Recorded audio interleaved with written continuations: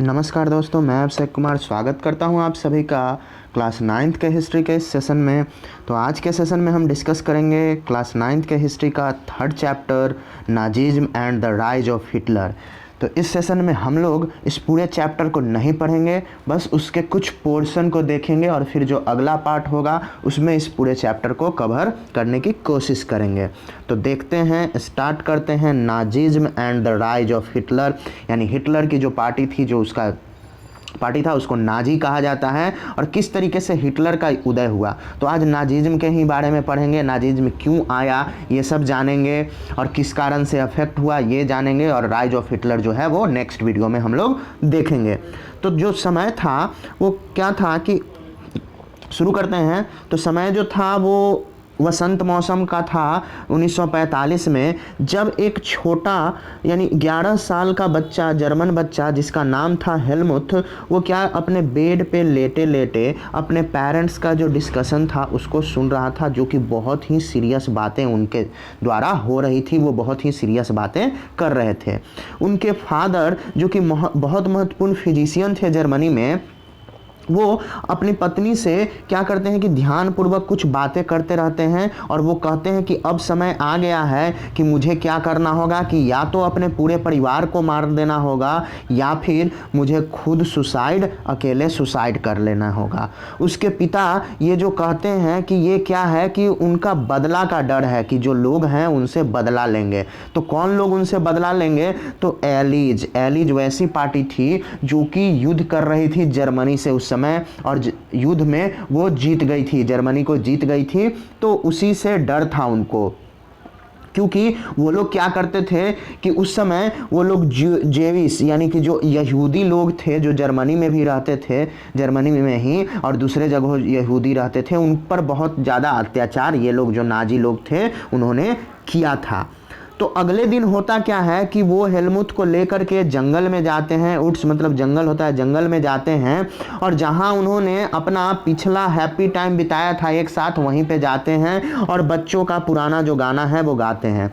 बाद में हेलमुथ को पता चलता है कि उसके पिता ने अपने ऑफिस में ही खुद को गोली मार लिया है। अब हेलमुथ को ये बात याद रहता है, वो देखता है कि किस तरीके से उसके पिता का जो खून वाला से लगा हुआ, खून से सना हुआ जो यूनिफॉर्म था, उसे उसके घर के ही फायर प्लेस में जला दिया गया था, जो कि घर में आग जलाने का एक जगह होता है फायर प्लेस, वहाँ जला दिया गया था। अब हुआ क्या कि इस कारण से अब वो सोच रहा था कि उसे भी चोट पहुंचाया जाएगा, जो कि वो सुना था। इस कारण उसने किया क्या कि 9 साल तक अपने घर में खाना नहीं खाया था, वो इस डर से कि उसे भी नुकसान होगा, क्योंकि उसने क्या सुना था कि उसके पिता बोल रहे थे कि पूरे फैमिली को क्या करना होगा कि मार देना होगा। तो उसी डर से वो इस डर में था कि कहीं उसकी माँ उसे पॉइजन न दे दे, जहर न दे दे, इसी से वो डरा हुआ था।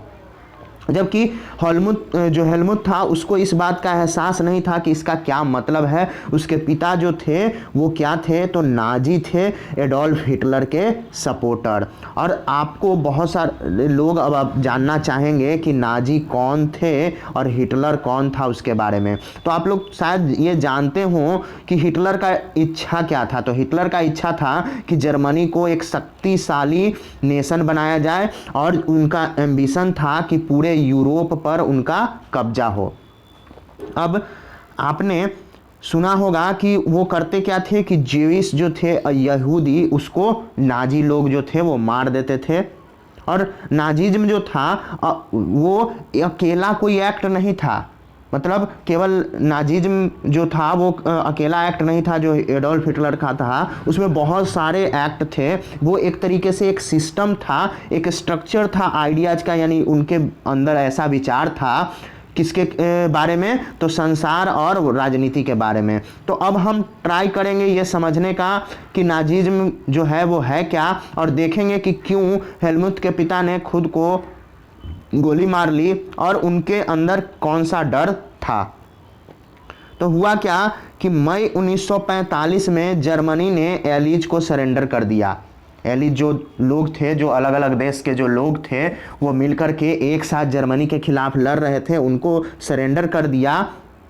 और हिटलर, साथ में उसके प्रोपेगेंडा मिनिस्टर गोबेल्स और पूरी उसकी फैमिली ने एक साथ ही बर्लिन बैंकर में यानी अप्रैल में क्या कर लिया था, तो सब ने सुसाइड कर लिया था एक साथ ही। और जब युद्ध समाप्त होता है तो इंटरनेशनल मिलिट्री ट्रिब्यूनल वहाँ पे आता है न्यूरेमबर्ग में, और वो क्या करता है कि नाजी जो भी रहते हैं उनको वार क्रिमिनल बताता है। किस कारण से कि उन्होंने शांति के खिलाफ युद्ध लड़ा था, और उसको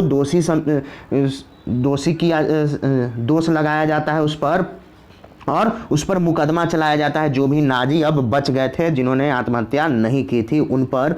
और उनको बोला जा रहा था कि आप जो हैं वो मानवता के खिलाफ आपने अपराध किया है। जर्मनी युद्ध के दौरान क्या कर रहा था, तो ऐसा एक्शन वो कर रहा था। तो यहाँ पे देख सकते हैं कि ये जो है एडोल्फ हिटलर बीच में है और साइड में उनका जो प्रोपेगेंडा मिनिस्टर गोबेल्स हैं वो हैं।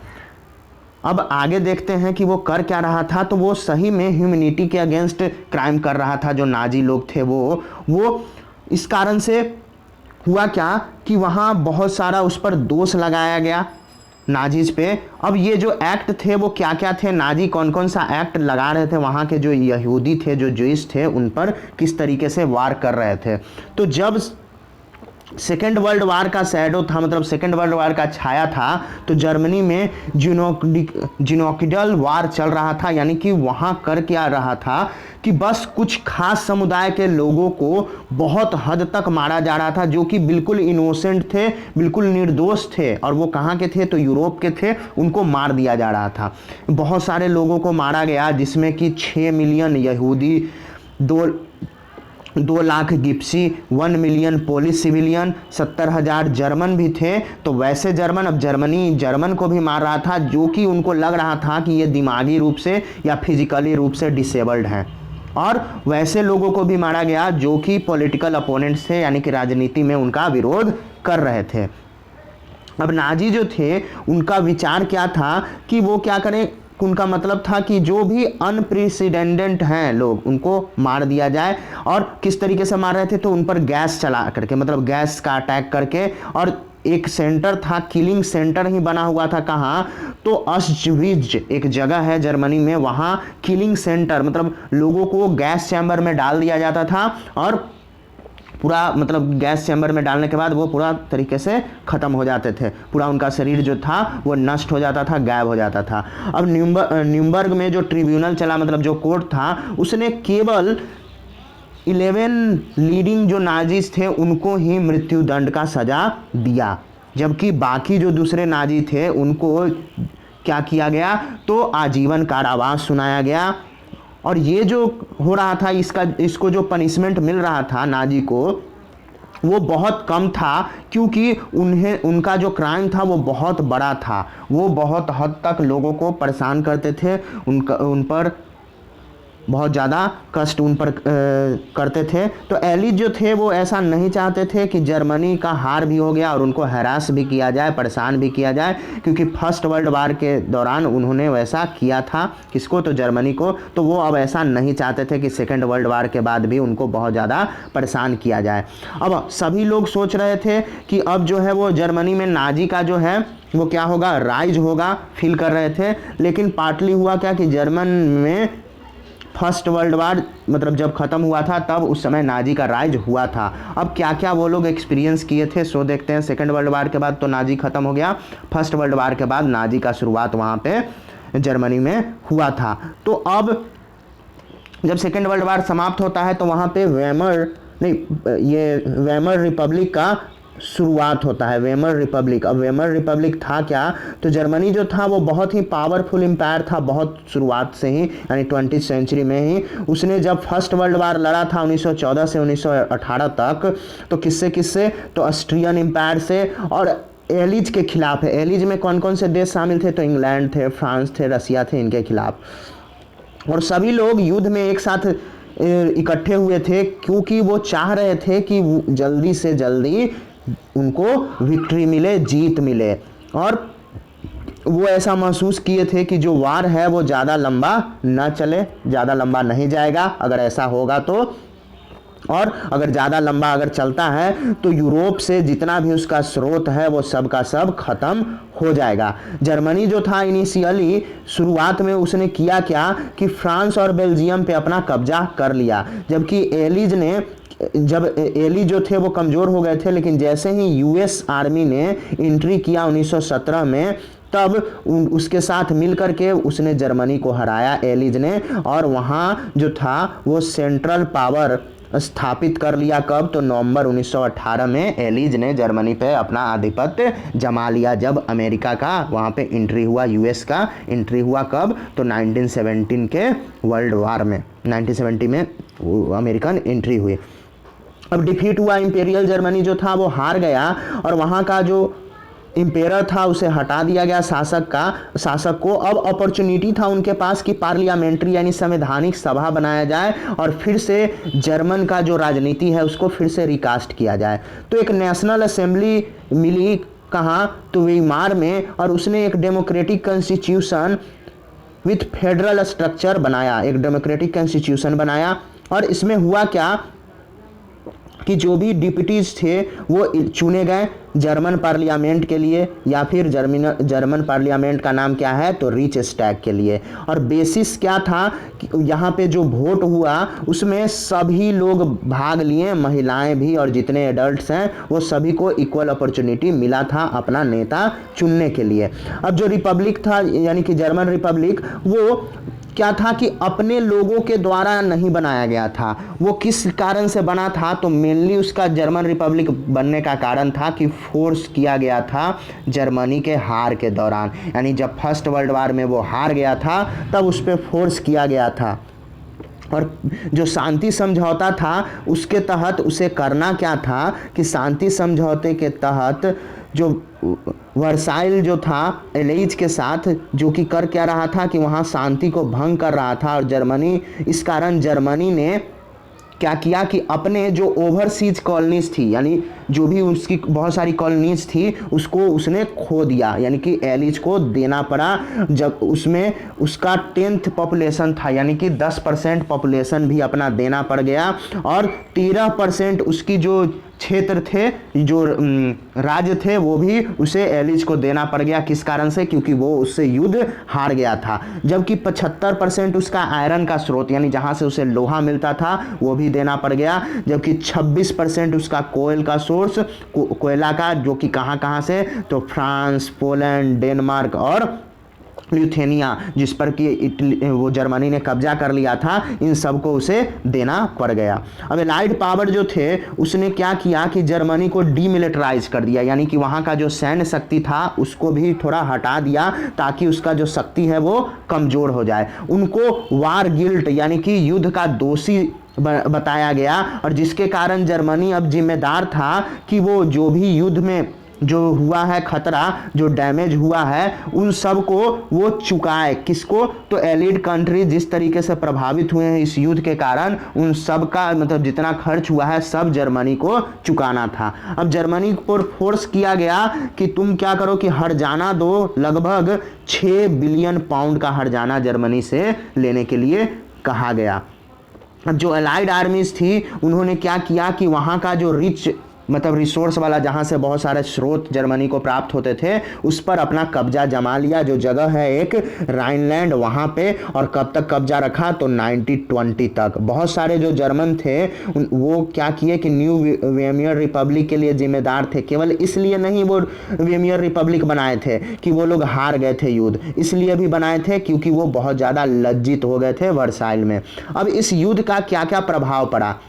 ये सारे जो फर्स्ट वर्ल्ड वार हुए थे, इसके बाद ही नाजिज्म का शुरुआत हुआ, यानी कि हिटलर का जो राइज हुआ था। तो इफेक्ट हुआ क्या क्या इस वार के कारण? तो वार जो था उसका बहुत ही डिवास्टिंग इम्पैक्ट हुआ पूरे कंटिनेंट पे, दोनों साइकोलॉजिकली यानी मनोवैज्ञानिक तौर पर भी और आर्थिक रूप से भी। अब जो जगह पहले जो कंटिनेंट क्रेडिटर था यानी दूसरे को कर्ज देता था, अब यूरोप ने उसको डेबिटर में बदल दिया। अब डेबिटर मतलब कि उसी को अब दूसरों से कर्ज लेना पड़ रहा था। और दुर्भाग्यपूर्वक क्या था कि जो अकेला वेमियर रिपब्लिक था वही उसे ये पैसा देना पड़ता, मतलब पुराने एम्पायर के कारण उसने जो पाप किया था वो सब अब देना पड़ रहा था ये जो नया रिपब्लिक बना था उसे।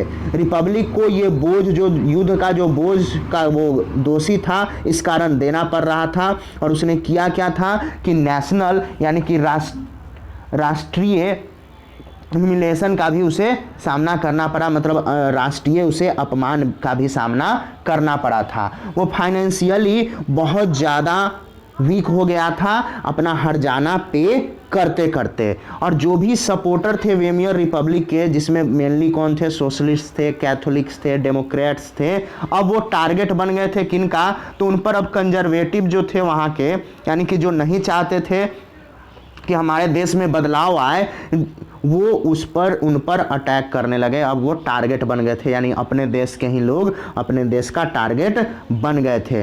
और उनको मॉकिंगली यानी कि उनको क्या पुकारा जाने लगा, जो वेमियर रिपब्लिक के जो मेंबर्स थे उनको नवंबर क्रिमिनल कह के पुकारा जाता था। अब लोगों में माइंडसेट हो गया था, लोगों के दिमाग में ये सेट कि जो मेजर इम्पैक्ट है पॉलिटिकल डेवलपमेंट का वो क्या है, मेजर प्रभाव कब हुआ, तो 1930 के शुरुआत में। और इसके बारे में हम लोग आगे देखते हैं कि क्या हुआ था। तो जब फर्स्ट वर्ल्ड वार जो था वो यूरोपियन सोसाइटी पे बहुत बड़ा प्रभाव छोड़ा और वहाँ के राजनीति पे भी, तो सोल्जर जो थे उनको अब सिविलियन से ऊपर का दर्जा मिलने लगा था, यानी सिविलियन से उन्हें ऊपर का दर्जा अब मिलेगा। पॉलिटिशियन और पब्लिक जो थे वो बहुत ज़्यादा तनाव में आ गए थे, क्योंकि बहुत जो लोग थे अब वो, उन्हें किन लोगों की ज़रूरत थी पॉलिटिशियन को, तो एग्रेसिव लोगों की ज़रूरत थी, स्ट्रांग लोगों की, और मैस्कुलिन यानी जो ताकतवर लोग हैं जो बिल्कुल एग्रेसिव हो जाते हैं, उनकी ज़रूरत पड़ रही थी किनको, तो पॉलिटिशियन को। अब मीडिया जो थे वो ट्रेंच लाइफ यानी कि जो भी लोग थे, जो मिलिट्री जो सोल्जर्स थे, उनके जीवन को ग्लोरीफाई कर रहे थे, मतलब उनका गुणगान कर रहे थे। लेकिन सच्चाई जो था, वो सोल्जर जो थे वो बिल्कुल माइजरेबल यानी दयनीय स्थिति में रह रहे थे उन ट्रेंचेज में, क्योंकि वो किनके साथ रहते थे, तो चूहों के साथ उन्हें रहना पड़ रहा था। और उन्हें कभी कभी पॉइजनस गैस का भी सामना करना पड़ता था, जहरीला गैस का। और इनेमी जब दुश्मन जो लोग थे उन पर हमला करते थे, बम गोला छोड़ते थे, दागते थे, उसका भी इनेमी सेलिंग का भी उन्हें सामना करना पड़ता था। और धीरे धीरे क्या हो रहा था कि उनका रैंक जो है वो गिरते जा रहा था, यानी कि उनका डिमोशन हो रहा था। और एग्रेसिव वार प्रोपेगेंडा और नेशनल ऑनर यानी कि एग्रेसिव जो युद्ध का प्रोपेगेंडा और राष्ट्रीय सम्मान जो था वो पब्लिक के दिमाग में मतलब चढ़ गया था, वो उनको घेर लिया था। जबकि पॉपुलर सपोर्ट जो था कंजर्वेटिव डिक्टेटरशिप को अब मिलने लगा था, यानी जो चाहते थे कि हमारे देश में हमारा देश जो है वो डेमोक्रेटिक ना हो। अब हुआ क्या कि डेमोक्रेसी जो था वो बहुत ही यंग था और उसका जो आइडिया था, तो इस कारण से वो ज़्यादा दिन अब सर्वाइव नहीं कर पाया और वहाँ पे अस्थिरता आ गया था, पॉलिटिकल जो थी उसमें और अस्थिरता आ गया था। अब पॉलिटिकल रेडिकलिज्म और इकोनॉमिक क्राइसिस, किस तरीके से वहाँ पे आर्थिक क्राइसिस आया और राजनीति के कारण क्या क्या चेंजेज हुए। तो जब वेमियर रिपब्लिक का बर्थ हुआ, जिसके कारण उसी के साथ रेवोल्यूशनरी भी जो क्रांतिकारी लोग थे वो भी उभर करके सामने आए। और उसमें से क्या बनाए, तो स्पार्टलिस्ट बनाए थे, स्पार्टलिस्ट लीग, जो कि किस से जुड़े थे, किस तरीके के थे, तो बोल्शेविक रिवॉल्यूशन रसिया में हुआ था उसी तरीके का यहाँ स्पार्टिस्ट लीग था। सोवियत जो थे, सोवियत वर्कर, फिर वहाँ के नाविक, उन्होंने क्या एक स्थापित किया था, तो उन्होंने स्थापित किया वहाँ बहुत सारे शहरों में वो लोग स्थापित हो गए थे सोवियत, और जो नाविक थे वो पॉलिटिकल एटमॉस्फेयर जो बर्लिन का था वो बिल्कुल चार्ज हो गया था, क्योंकि वो क्या चाह रहे थे, तो वो चाह रहे थे कि सोवियत स्टाइल का गवर्नेंस यहाँ पे हो, वो रिपब्लिक अब नहीं चाहते थे। और जो लोग इसका अपोज कर रहे थे, जैसे कि सोशलिस्ट हो गए, डेमोक्रेट्स हो गए, कैथोलिक हो गए, वो एक साथ वेमियर में मिले, जो वेमियर रिपब्लिक में मिले और उन्होंने डेमोक्रेटिक रिपब्लिक का ढांचा रखा। वेमियर रिपब्लिक जो था वो क्रश कर रहा था उन लोगों को जो कि वार वेटरन को हेल्प कर रहे थे, मतलब वैसे ऑर्गेनाइजेशन बना रहे थे जिसको, और उनको जो क्रश करने वाले लोग थे उनका नाम था फ्री क्रॉप्स। अब हुआ क्या कि यहाँ के जो दुखी स्पार्टिस्ट थे उन्होंने बाद में आगे बढ़ करके कम्युनिस्ट पार्टी यानी जर्मनी में कम्युनिस्ट पार्टी का गठन किया। कम्युनिस्ट और सोशलिस्ट जो थे अब वो दुश्मन हो गए थे एक दूसरे के, लेकिन अब वो किए क्या कि कॉमन एक काउज नहीं बना पाए थे हिटलर के खिलाफ।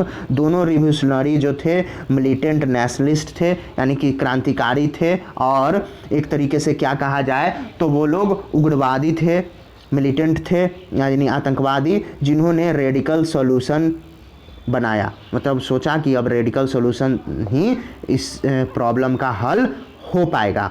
अब पॉलिटिकल रेडिकलाइजेशन में हुआ क्या कि बहुत ही ये केवल बहुत आगे बढ़ा, जिसके कारण अब हुआ कि इकोनॉमिक क्राइसिस हुआ। कब? 1930 में।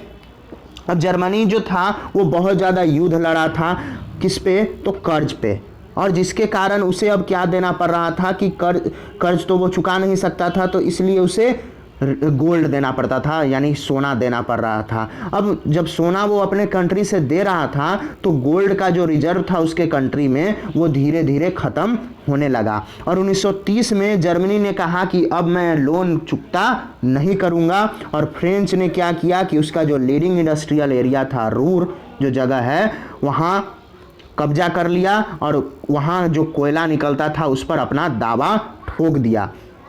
अब जर्मनी ने क्या किया कि पेपर प्रिंटेड करेंसी निकालना शुरू कर दिया, और बहुत ही ज़्यादा, जिसके कारण बहुत ज़्यादा प्रिंटेड मनी सर्कुलेशन में जब आ गया तो जर्मन जो मार्क था यानी कि वहाँ का जो पैसा है मार्क, उसका वैल्यू बिल्कुल गिरने लगा। और अप्रैल में वो यूएस डॉलर यानी 24,000 यूएस डॉलर के बराबर था, 24,000 मार्क्स के बराबर एक यूएस डॉलर। और उसके बाद जुलाई आते आते 3,53,000 मार्क्स जो था वो एक यूएस डॉलर के बराबर हो गया। अगस्त में 66,21,000 मार्क्स के बराबर एक डॉलर, और उसके बाद दिसंबर में 98,86,000 मार्क जो था वो एक डॉलर के बराबर हो गया। और फिगर जो था अब ट्रिलियन में चलने लगा। और जैसे जैसे वैल्यू जो था मार्क का यानी वहाँ का जो पैसा था उसका वैल्यू गिरते गया तो सामान का जो दाम था वो भी बढ़ते गया। और इसके कारण इमेज जो जर्मनी में क्या एक इमेज बनाया गया है, एक फिगर बनाया गया है, उसमें क्या है कि जो लोग हैं वो क्या कर रहे हैं कि काट से यानी कि गाड़ी से पैसे लेकर के जा रहे हैं और एक रोटी का टुकड़ा खरीद करके आ रहे हैं, जिसके कारण संसार में उसने सहानुभूति जीता। संसार के लोग सहानुभूति जताने लगे। इतना ही नोट वो छाप दिया था कि क्या करे। और ये क्राइसिस जो आया इसको हाइपर इन्फ्लेशन के नाम से जाना गया, यानी कि एक ऐसा सिचुएशन जब प्राइस जो है वो बिल्कुल जो है वो बहुत ज़्यादा बढ़ जाए, किसी सामान का जो दाम है वो बहुत ज़्यादा बढ़ जाए। अब हुआ क्या कि अमेरिकन ने सोचा कि किसी तरीके से जर्मनी को इससे उभारा जाए, तो इस कारण से उसने वहाँ पे डॉन्स प्लान लेकर के आए अमेरिकन ने, और फिर से वहाँ का जो फाइनेंशियल बोझ था जर्मनी का उसको रिपेयर करने का कोशिश अमेरिका ने किया। अब जो साल था डिप्रेशन का उसके बारे में हम लोग देखते हैं कि कब जो था वहाँ पे इकोनॉमिक क्राइसिस बहुत ज़्यादा आया। तो द ईयर्स ऑफ डिप्रेशन यानी 1924 से 1928 के बीच कुछ स्थिरता दिखा। कब? जब अमेरिका जर्मनी में आया था तो कुछ स्थिरता दिखा, लेकिन ये जो स्थिरता था वो भी रेत के टीले पे बना हुआ था, यानी तुरंत से धराशायी होने वाला था। अब जर्मन इन्वेस्टमेंट और इंडस्ट्रियल रिकवरी जो था वो टोटली किस पे निर्भर था? तो कुछ छोटे मोटे कर्ज पे, और पूरी तरीके से डिपेंडेंट था यूएसए पे। और जिसके कारण वहाँ अब हुआ क्या कि जब वहाँ का वॉल स्ट्रीट एक्सचेंज, जैसे कि मुंबई में जो शेयर बाजार है वैसे ही अमेरिका में वॉल स्ट्रीट एक्सचेंज है, उसने अपना सपोर्ट जर्मनी से खींच लिया तो ये धड़ाम से गिर गया। कब? तो 1929 में, और भी इकोनॉमिक क्राइसिस आ गया। कहाँ? तो जर्मनी में। अब जो लोग थे वहाँ वो बिल्कुल डर गए थे कि प्राइसेस जो है बहुत सारी चीज़ों का वो घट जाएगा, तो इस कारण से वो लोग अपने शेयर को बेचना शुरू कर दिए। और केवल एक दिन में ही यानी 24 अक्टूबर को 13 मिलियन शेयर जो था वो बेच दिया गया। और यहीं से शुरुआत हुआ किस चीज़ का? तो ग्रेट इकोनॉमिक डिप्रेशन का। कहाँ? तो जर्मनी में ग्रेट इकोनॉमिक डिप्रेशन का शुरुआत हुआ, यानी कि महान आर्थिक गिरावट हम इसे कह सकते हैं। और अगले 3 साल में यानी 1929 से 1932 में राष्ट्रव्यापी जो इनकम था यूएसए का वो भी गिर करके आधा हो गया। यानी जर्मनी के कारण अमेरिका भी प्रभावित हुआ। वहाँ भी जो फैक्ट्रीज थी वो बंद होने लगी, जो निर्यात था वो बहुत ज़्यादा गिर गया।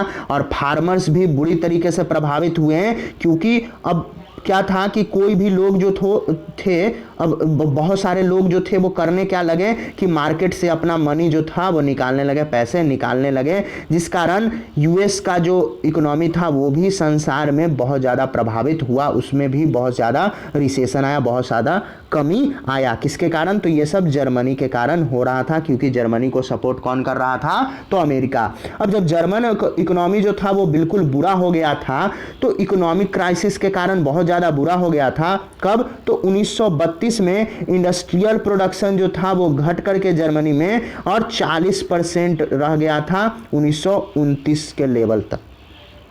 और वर्कर जो थे वहाँ अपना जॉब खो रहे थे, और जिनको वेतन मिलता भी था तो बहुत कम वेतन मिलता था। और बहुत सारे जो अनएम्प्लॉयड यानी बेरोजगार लोग थे वो बढ़ करके उनका संख्या 6 मिलियन तक पहुँच गया था। और गलियों में जर्मनी में आप लोग देख सकते थे कि ये जो बेरोजगार हैं वो क्या कर रहे हैं, तो अपना जो सिर है वो रखे हुए हैं। यहाँ पे देख सकते हैं कि सिर अपना ऐसे रड पर रख करके और अपने लिए काम की इच्छा जता रहे हैं। अनएम्प्लॉयड यूथ यानी कि वहाँ के जो बेरोजगार युवा थे वो कार्ड खेलते रहते थे, गलियों के कोने पे कार्ड खेलते थे बैठ करके, या फिर लोकल एम्प्लॉयमेंट एक्सचेंज कहीं पे अगर लगता था तो वहाँ लंबे लंबे लाइनों में खड़े रहते थे। और जितने भी जॉब्स थे जर्मनी में ऐसा लग रहा था कि सारा गायब हो गया है। अब यूथ जो थे वहाँ के युवा वो क्रिमिनल एक्टिविटीज यानी आपराधिक क्रियाकलाप करने लगे थे, और ऐसा लग रहा था वहाँ कि सभी लोग उम्मीद छोड़ रहे हैं कि अब उनका विकास नहीं होगा, उन्हें अब कोई भी सहायता करने नहीं आएगा। और इकोनॉमिक क्राइसिस जो था वो बहुत गहरा छाप छोड़ा, लोगों में बहुत ज़्यादा डर बन गया। खास करके जो मिडिल क्लास थे, स्पेशली वैसे लोग जिनको की सैलरी मिलता था, जिनको पेंशन मिलता था, उनका जितना भी सेविंग था अब वो गायब होने लगा, क्योंकि वहाँ का जो करेंसी था वो अपना जो वैल्यू था, कीमत था, वो धीरे धीरे खो रहा था। अब स्मॉल बिजनेसमैन जो खुद काम करने वाले जो लोग थे, जो खुदरा व्यापारी थे, वो बहुत ज़्यादा प्रभावित हुए इन सारी चीज़ों से। उनका बिजनेस जो था वो बिल्कुल बर्बाद हो गया। और ये सेक्शन जो था सोसाइटी का वो ऐसा डर गया था कि जैसे वो श्रमिक जैसा ना हो जाए, यानी डेली काम करने वाले जो वेजर्स हैं उनके जैसा, मतलब उनको ऐसा लग रहा था कि वो वर्किंग क्लास के लेवल में आ जाएंगे और शायद उससे भी बुरा स्तर उनका हो जाएगा, या फिर वो भी बेरोजगार जैसा उनका स्तर हो जाए। केवल ऑर्गेनाइज्ड वर्कर ही थे, वो किसी तरीके से अपना सिर मतलब उठाए हुए थे कि हाँ उनका सिर जो है वो अभी पानी के ऊपर है, अभी डूबा नहीं है। लेकिन अनएम्प्लॉयमेंट यानी बेरोजगारी इस तरीके से कमज़ोर कर रही थी कि बार्गेनिंग पावर भी बढ़ गया था, मतलब लोग बहुत ज़्यादा सामानों में बार्गेनिंग कर रहे थे, मोल भाव करने लगे। बिग बिजनेस जो थे वो भी क्राइसिस में आ गए थे, बड़े बड़े उद्योग भी, और बहुत सारे जो किसान थे वो भी बुरी तरीके से प्रभावित हुए, क्योंकि उनका जो एग्रीकल्चर प्राइस था यानी जो कृषि से उत्पादन होता था उनका भी प्राइस जो था वो घटने लगा था। और जो महिलाएं थी अब वो अनेबल हो गई थी, मतलब किसी तरीके से अपने बच्चों का पेट भी नहीं भर पा रही थी, और उन सब में अब ऐसा भावना आ गया था कि वो लोग उम्मीद छोड़ने लगे थे। अब जो वेमियर रिपब्लिक का जो पॉलिटिकल सिचुएशन था यानी राजनीतिक, वो भी बहुत ज़्यादा प्रभावित हुआ। वेमियर कॉन्स्टिट्यूशन में कुछ गलतियां थी, कुछ डिफेक्ट्स थे, जिसके कारण वो अनस्टेबल हो गया था, अस्थिर हो गया था। और किसके कंपैरिजन में, तो जो डिक्टेटरशिप वहाँ था, जो सत्ता में जो लोग थे पहले से, उनके कंपैरिजन में ये जो रिपब्लिक शासन आया यहाँ वहाँ जो गणतंत्र आया वो बिल्कुल अनस्टेबल हो गया था। क्योंकि यहाँ जो था वो एक प्रपोर्शन का रिप्रेजेंटेशन नहीं था, यानी कि कर क्या रहे थे ये लोग कि मेजोरिटी का जो गोल था उसको अचीव कर रहे थे, और ये एक पार्टी से संभव नहीं था, एक पार्टी का ये टास्क जो था वो नहीं था। वो किनके द्वारा, तो वो संगठन के द्वारा अब रूल किए जाने लगे। मतलब उनको ऐसा लगा कि अब जो संगठन है, बहुत सारे लोग मिल करके अगर शासन करेंगे तभी कुछ हो सकता है। तो दूसरा और डिफेक्ट क्या था वहाँ का, तो आर्टिकल 48 जो कि प्रेसिडेंट को पावर देता था कि वो कभी भी इमरजेंसी घोषित कर सकता है, और वहाँ जो लोगों का अधिकार है वो उनसे छीन लिया जा सकता है। मतलब उसको लिए आदेश दिया जा सकता है कि आपका जो सिविल राइट है वो आपसे छीन लिया जाएगा। और कुछ ही समय के लाइफ में वेमियर रिपब्लिक जो ने क्या देखा, तो 20 डिफरेंट कैबिनेट्स यानी 20 अलग अलग कैबिनेट्स, और जो कि कितने दिनों तक, तो अगर एवरेज निकाला जाए तो 239 दिनों तक का एक कैबिनेट होता था। और ये सब किसके कारण था, तो ये जो आर्टिकल 48 जो प्रेसिडेंट का पावर था, जिसके कारण ये सब हो रहा था। फिर भी जो क्राइसिस था वहाँ वो मैनेज नहीं हो सका। लोग जो थे वो डेमोक्रेटिक पार्लियामेंट्री सिस्टम पे अपना विश्वास खोते जा रहे थे, और उनको ऐसा लग रहा था कि अब कोई भी सॉल्यूशन नहीं है, यानी कि यहाँ के जो डेमोक्रेटिक लोग हैं अब उनके पास कोई भी सॉल्यूशन नहीं है। तो यहाँ ये चैप्टर का पार्ट फर्स्ट ख़त्म होता है। पार्ट 2 में हम लोग हिटलर राइज टू पावर और उससे आगे के जो टॉपिक्स हैं उनको पढ़ेंगे। तो धन्यवाद।